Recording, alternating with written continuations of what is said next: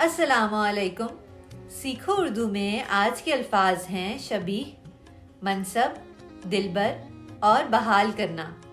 شبیہ یعنی صورت یا مشابہت اور امیج، منصب یعنی عہدہ اور رینک، دلبر یعنی سجن یا پیارا اور بلاوڈ، بحال کرنا یعنی دوبارہ سے کوئی عہدہ دینا اور ٹو ریسٹور. پروین شاکر کے خوبصورت اشعار پیش خدمت ہیں. چہرہ و نام ایک ساتھ آج نہ یاد آ سکے، چہرہ و نام ایک ساتھ آج نہ یاد آ سکے.